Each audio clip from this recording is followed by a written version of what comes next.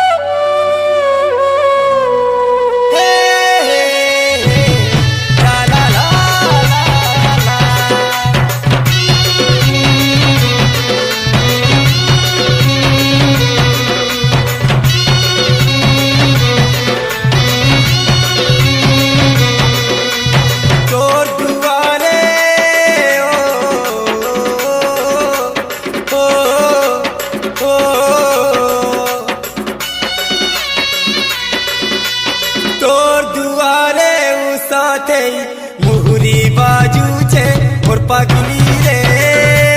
काज कांदू छु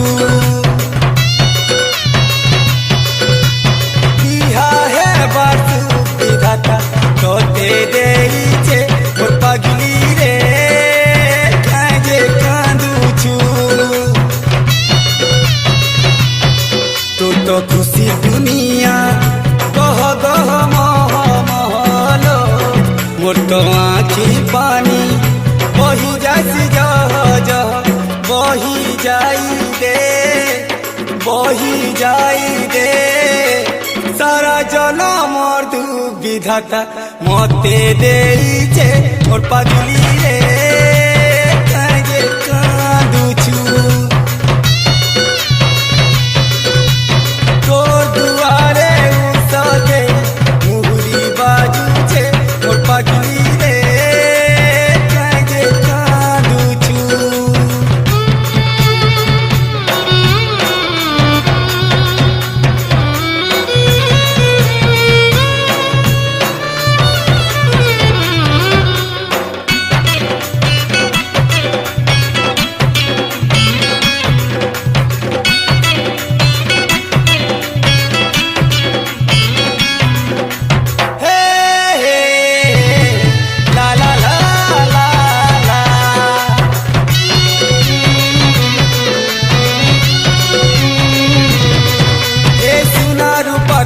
छाई रे छुलो गुरु मुड़ के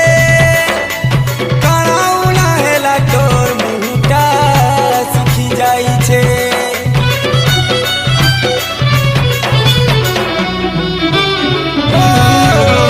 फूले फूले सजा फूलर पाली की चढ़ी जीबुलो कहा लगी तोर मनर हसीटा लिभि जाई छे।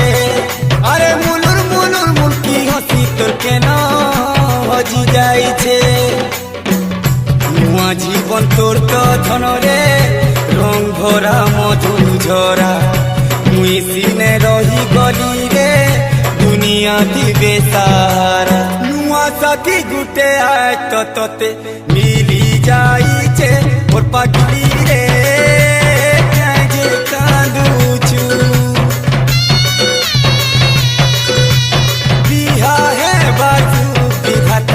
तोते देई छे मोर पागली रे काजे कांदू छु। ओम सर्वमंगल मंगल्ये शिवे सर्वार्थ साधिके शरण्य त्र्यंबके गौरी नारायणी नमस्तुते।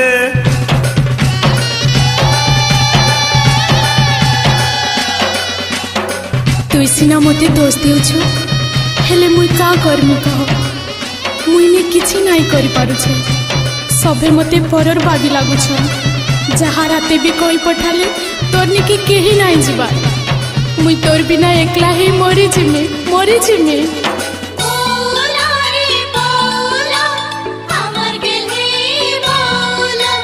भूली नहीं जब भूलेला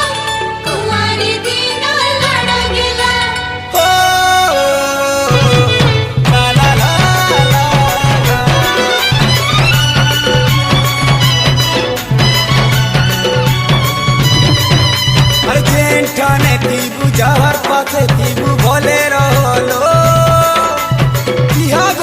তোতে আজ মিদন দুয়া দেউছে